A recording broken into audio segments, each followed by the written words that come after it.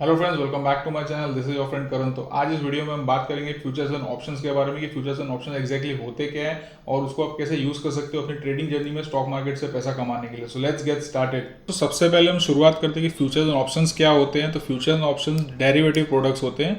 Derivative product क्या होता है, उसकी जो टेक्निकल लैंग्वेज है वो यहाँ पे आप पढ़ सकते हो, लेकिन मैं आपको आसान भाषा में समझाऊँ तो डेरिवेटिव वो होता है जिसकी जो खुद की वैल्यू है वो एक दूसरे प्रोडक्ट से निकाली जाती है।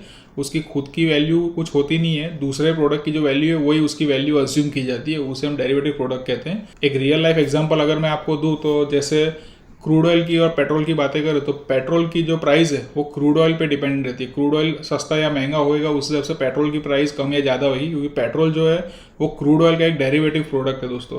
अगर क्रूड ऑयल सस्ता हो जाएगा तो पेट्रोल भी सस्ता होएगा, अगर क्रूड ऑयल महंगा हो जाएगा तो पेट्रोल भी महंगा हो जाएगा, तो इसे एक डेरिवेटिव कहते हैं। तो दोस्तों स्टॉक मार्केट की हम बात करें, जैसे रिलायंस का फ्यूचर है उसकी जो वैल्यू है वो रिलायंस के स्पॉट के चार्ट के हिसाब से निकाली जाती है। स्पॉट मतलब जो रिलायंस का शेयर है उसके शेयर की वैल्यू के हिसाब से। अगर रिलायंस का शेयर नीचे जा रहा है तो जो फ्यूचर होगा रिलायंस का उसका प्राइस भी नीचे जाएगा। अगर रिलायंस का शेयर ऊपर जाएगा तो जो रिलायंस का फ्यूचर है वो भी ऊपर जाएगा। जैसे रिलायंस का जो फ्यूचर या ऑप्शन है वो उसके स्पॉट प्राइस या उसके स्टॉक का एक डेरिवेटिव बोला जाएगा। और सेम जैसे निफ्टी में भी फ्यूचर्स एंड ऑप्शन में ट्रेडिंग होती है या बैंक निफ्टी में भी होती है, या जैसे फाइनेंस निफ्टी में भी ट्रेडिंग होती है, तो निफ्टी के फ्यूचर की जो प्राइस है वो अप डाउन होती है निफ्टी के स्पॉट के प्राइस के हिसाब से। दोस्तों स्पॉट एक इंडेक्स है और इंडेक्स की अगर वैल्यू कम हो रही है, नीचे जा रही है अगर निफ्टी, तो निफ्टी का जो फ्यूचर है वो भी नीचे जाएगा। अगर निफ्टी का इंडेक्स जो स्पॉट प्राइस है वो बढ़ रहा है तो निफ्टी का जो फ्यूचर है वो भी ऊपर जाएगा। और इसी तरीके से ऑप्शंस में भी कॉल और पुट में ये स्पॉट की वैल्यू ही यूज की जाती है एज अ डेरिवेटिव, इसलिए इसको डेरिवेटिव प्रोडक्ट्स बोला जाता है दोस्तों। तो फ्यूचर्स कॉन्ट्रैक्ट क्या होता है दोस्तों, अगर आपको मैं आसान भाषा में समझाऊं या सिंपल लैंग्वेज में, तो ये एक इस टाइप का एग्रीमेंट है जिसमें कि आप एक फ्यूचर की डेट या एक्सपायरी डेट तक उस शेयर को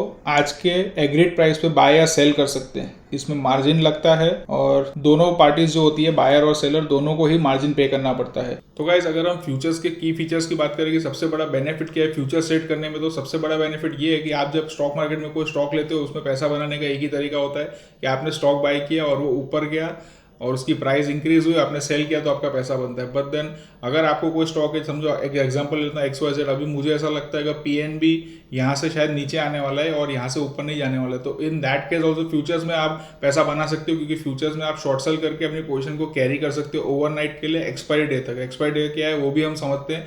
तो सबसे पहले मैं आपको एक एग्जाम्पल से समझाता हूँ। जैसे ये ग्रो का प्लेटफॉर्म है जो मैं अभी यूज़ कर रहा हूँ आपको बताने के लिए। अगर आपको ग्रो में अपना अकाउंट ओपन करना है तो डिस्क्रिप्शन बॉक्स में लिंक है, उसको आप क्लिक करके ऑनलाइन ही अपना अकाउंट ओपन कर सकते हैं। तो सपोज करते ही मैंने PNB FUT लिखा, तो इधर सबसे पहले आप देखोगे तो PNB जनवरी फ्यूचर भी आ गया, दिसंबर फ्यूचर भी है जो कि आज एक्चुअली एक्सपायर हो गया, और फरवरी फ्यूचर भी है।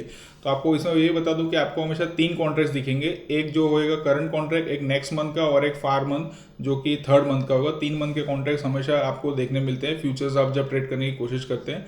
तो आपको सपोज करते हैं मैंने ये जनवरी का फ्यूचर सिलेक्ट कर लिया, तो इसमें बाय और ये सेल दोनों के ऑप्शन है। मैं चाहूँ तो बाय भी कर सकता हूँ, सेल भी कर सकता हूँ।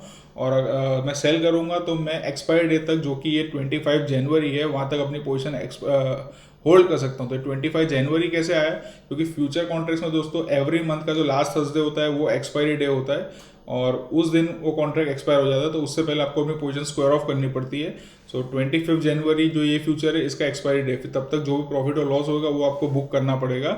अगर आप उससे पहले ऑफकोर्स चाहो तो कभी भी अपनी पोजीशन क्लोज कर सकते हो, but then that is the expiry day. हर एक फ्यूचर कॉन्ट्रैक्ट का एवरी मंथ का लास्ट जो थर्सडे होता है वो एक्सपायरी डे होता है। और गैस जो फ्यूचर्स होते हैं वो लॉट वाइज ट्रेड होते हैं। तो सपोज करते हैं जैसे रिलायंस का फ्यूचर है, तो रिलायंस के फ्यूचर में 250 शेयर्स आते हैं, तो आप उसमें चाहो तो हाफ लॉट या क्वार्टर लॉट ऐसे नहीं ले सकते हो, आपको एक पूरा लॉट लेना पड़ता है जो कि 250 शेयर्स उसमें आते हैं। तो जो भी प्राइस का अप डाउन होगा वो 250 स्टॉक्स के हिसाब से होएगा। वैसे ही सेम अगर निफ्टी की इंडेक्स की बात करें तो उसका लॉट साइज 50 है, बैंक निफ्टी का लॉट साइज 25 है, और ये कभी चेंज भी होते रहते हैं। तो ऐसे ही हर एक प्रोडक्ट के अलग अलग लॉट साइजेज हैं, जितने भी स्टॉक्स है उसके भी सारे अलग अलग लॉट साइजेज है, तो आपको लॉट वाइज ट्रेड करना पड़ता है। और गाइस फ्यूचर एंड ऑप्शन में आपको लेवरेज भी मिलता है, 2x 3x 4x तक का भी लेवरेज मिल जाता है। बट देन लेवरेज को अगर आप वाइसली यूज करो तो आपके अच्छे प्रॉफिट्स हो सकते हैं, लेकिन अगर आपने लेवरेज को गलत तरीके से यूज किया तो लॉसेस भी उतने ही बड़े हो सकते हैं।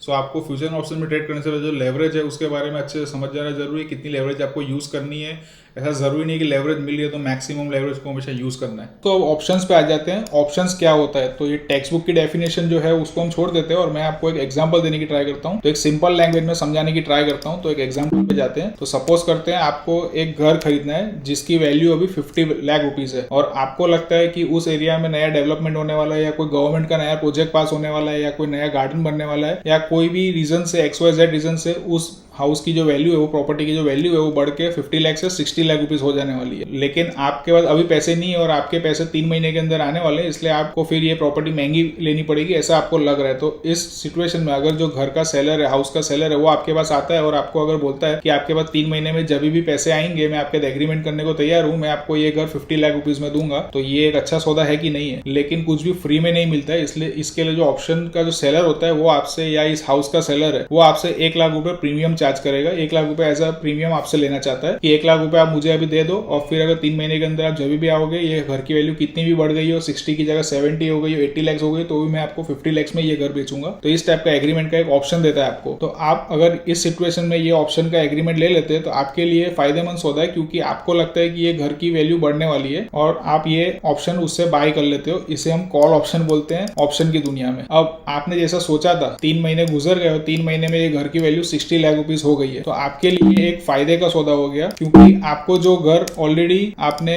बाय करना था वो आपने बाय कर लिया और आपने 50 लाख रुपीज में ही ये बाय किया जिसकी वैल्यू 60 लाख रुपीज हो गई है। तो आपकी लेकिन कॉस्टिंग आ गई है 50 लाख प्लस 1 लाख रुपीज जो आपने इसको प्रीमियम दिया था ये ऑप्शन खरीदने के लिए। तो आपको ये 51 लाख रुपीज में पड़ता है घर, जो कि ऑलरेडी 60 लाख रुपीज से तो बेटर ही है। तो अब हम दूसरी सिचुएशन को एनालाइज करते हैं दोस्तों, की जैसे हमने एक्सपेक्ट किया था कि घर की वैल्यू 3 महीने बाद 60 लाख रुपीज हो जाएगी, लेकिन कोई भी रीजन से आपके जो कंफर्मेशन थे वो फुलफिल नहीं हुए या आपकी एक्सपेक्टेशंस थी वो फुलफिल नहीं हुई, या उधर जो कोई प्रोजेक्ट नया आने वाला था वो गवर्नमेंट का प्रोजेक्ट नहीं आया और ये हाउस की वैल्यू 50 लाख रुपीज से घट के 40 लाख रुपीज हो गई। तो अब इस सिचुएशन में आप इस घर को खरीदने जाओगे कि अपने ऑप्शन को एग्जीक्यूट करने जाओगे? नहीं जाओगे। क्यों? क्योंकि ऑलरेडी अभी इसकी वैल्यू 40 लाख रुपीज हो गई। तो आपको ओपन मार्केट में 40 लाख रुपीज में ये हाउस मिल ही रहा है, तो आप ये ऑप्शन को एग्जीक्यूट क्यों करोगे? ये ऑप्शन को एग्जीक्यूट करोगे तो आपको 51 लाख रुपीज में पड़ेगा ये घर, इसलिए आप इस ऑप्शन को भूल जाओगे। आपने जो प्रीमियम दिया था वो आपका लॉस हो जाएगा, उसको आप भूल के चले जाओगे। और इसमें ऑप्शन सेलर का फायदा हो गया, क्योंकि उसने आपको जो ऑप्शन बेचा था उसका घर की जो वैल्यू है वो तो जो होनी थी वो हो ही गई है, लेकिन 1 लाख रुपए उसने आपसे जो प्रीमियम ले लिया वो उसका फायदा हो गया। तो गाइस अभी ऑप्शंस की दुनिया को स्टॉक मार्केट की लैंग्वेज में समझे तो ऑप्शंस की दुनिया में 2 टाइप के ऑप्शंस होते हैं, एक होता है कॉल ऑप्शन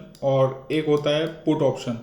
तो ये दोनों में फर्क क्या होता है दोस्तों वो भी मैं आपको बताऊंगा। सबसे पहले तो आपको बताऊं कॉल और पुट ऑप्शन जो होते हैं उसके अलावा भी एक चीज होती है कि आप इसको बाय और सेल दोनों ही कर सकते हो। आप कॉल और पुट को, कॉल को भी बाय कर सकते हो और सेल भी कर सकते हो, और सेम इस तरीके से पुट को भी आप बाय और सेल कर सकते हो। अभी इनमें फर्क क्या है? कॉल ऑप्शन के हम पहले बाइंग की साइड पे समझते हैं। तो अगर आपको लगता है कोई स्टॉक ऊपर जाने वाला है तो आप उसका कॉल बाय करोगे और वो स्टॉक अगर ऊपर जाएगा तो आपका प्रॉफिट होगा। अगर आपको लगता है कि वो स्टॉक नीचे जाने वाला है तो आपको पुट बाय करना पड़ेगा और वो स्टॉक अगर नीचे आएगा तो आपको प्रॉफिट होगा। सेम ऑप्शन सेलर की लैंग्वेज में अगर समझे तो आपको अगर लगता है कि कोई एक सपोज करते रिलायंस का स्टॉक है, आपको लगता है वो 2500 जो प्राइस है उसके ऊपर नहीं जाने वाला है, तो आप उसका कॉल ऑप्शन जाके सेल कर सकते हो। इन दैट केस आपको प्रीमियम रिसीव होएगा। आप जब ऑप्शन बाय करते हो तो आप प्रीमियम पे करते हो और ऑप्शन सेल करते हो तो आपको प्रीमियम रिसीव होता है। तो ऑप्शन सेलिंग में आपको ऐसा लगता है 2500 के ऊपर नहीं जाने वाला है तो आप उसका प्रीमियम ले सकते हो, ऑप्शन सेल कर सकते हो। और अगर 2500 पे भी रहा या उसके नीचे रहा कहीं पे भी तो पूरा प्रीमियम एक्सपायरी पे आपका हो जाएगा। सेम उस तरीके से पुट को अगर एज एन ऑप्शन सेलर की लैंग्वेज में समझे तो अगर आपको ऐसा लगता है कि 2500 के नीचे रिलायंस नहीं जाने वाला तो आप 2500 का जो पुट है उसको आप सेल कर सकते हो और उसका जो प्रीमियम है वो आपको मिल जाएगा। और जब तक रिलायंस 2500 पे या 2500 के ऊपर रहेगा तो जो पूरा 100% प्रीमियम आपको मिला है वो आपका प्रॉफिट रहेगा दोस्तों। तो इस तरीके से ऑप्शन में बाइंग और सेलिंग दोनों ही होती है। और ऑप्शन में भी एक्सपायरी डे एवरी मंथ का जो लास्ट थर्सडे होती है वो उसमें ही होती है। बट देन इंडेक्स में वीकली ऑप्शंस भी होते हैं और उसको एवरी वीक का जो लास्ट थर्सडे होता है निफ्टी और बैंक निफ्टी की एक्सपायरी तब होती है और जो फिन निफ्टी है उसकी एक्सपायरी ट्यूसडे को होती है। तो इस तरीके से वीकली ऑप्शंस की एक्सपायरी और मंथली ऑप्शंस की एक्सपायरी अलग अलग है। स्टॉक ऑप्शंस में आपको खाली मंथली एक्सपायरी मिलेगी, लेकिन इंडेक्स ऑप्शन में वीकली एक्सपायरी के भी ऑप्शंस आ जाते हैं। और गाइस ऑप्शन में आपको बहुत सारे डिफरेंट स्ट्राइक प्राइसेस पे ट्रेड करने को मिलता है। जैसे मैं आपको एक निफ्टी का ऑप्शन का चेन दिखा देता हूँ। तो अभी एग्जैक्टली निफ्टी है 18,191 पे, तो हम ऐसा बोलेंगे 18,200 एट द मनी है। और इधर आपको लेफ्ट साइड पे जितने भी स्ट्राइक प्राइसेस दिख रहे हैं 18,150, 100 ये सारे कॉल साइड पे इन द मनी है, और उसके नीचे वाले कॉल साइड पे सारे आउट द मनी। और पुट साइड की अगर हम बात करें तो ये ऊपर आपको जो दिख रहे हैं इस साइड पे ये सारे आउट द मनी, और नीचे के in the money. In the money और आउट द मनी क्या होता है दोस्तों कि अगर स्ट्राइक प्राइस जो चल रहा है उससे अगर आपके कॉल की बात करूँ तो आपका कॉल अगर आपके स्ट्राइक प्राइस से नीचे है तो वो इन द मनी कहलाता है, अगर उससे ऊपर है तो वो आउट ऑफ द मनी कहलाता है। और वाइसा वर्सा सेम पुट साइड पे होता है, उल्टा ही होता है। तो आप डिसाइड कर सकते हैं आपको कितना प्रीमियम पे करना है, तो कौन सा स्ट्राइक प्राइस सिलेक्ट करना है। जितना आप आउट ऑफ द मनी जाओगे उतना आपका प्रीमियम कम हो जाएगा, क्योंकि उसका डेल्टा भी कम होता है और वो एट द मनी या इन द मनी होने की प्रोबेबिलिटी उतनी कम होती है। और गाइस अगर आपको ऑप्शन के ग्रीक्स के बारे में भी सीखना है, जैसे कि थीटा, गामा, डेल्टा, वेगा, तो मुझे कमेंट बॉक्स में लिख के बताना, तो बहुत जल्दी उस पर भी हम वीडियो बना देंगे। So this was about options guys. So I hope दोस्तों वीडियो में कुछ मजा आएगा, कुछ नया सीखने मिला होगा। अगर मजा आया तो लाइक जरूर प्रेस करना, और फिर जल्दी मिलेंगे। तब तक अपना ध्यान रखिए, अपने माता पिता का खास ध्यान रखिए, क्योंकि उनका आशीर्वाद आपके सिर पर बना रहेगा दोस्तों, तो जिंदगी में सफल दर्जा का बहुत ही आसानी से मिलेगी। टेक केयर, सी या। Investment in securities market are subject to market risks. Read all the related documents carefully before investing.